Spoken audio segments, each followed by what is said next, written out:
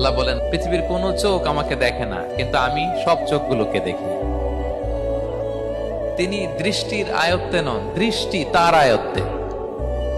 তিনি দৃষ্টির আয়ত্তে নন, বরং দৃষ্টিগুলো তার আয়ত্তে। তাকে দেখা যায় না, কিন্তু আল্লাহ তাআলাকে দেখা না গেলেও তাকে অনুভব করা যায় কি যায় না?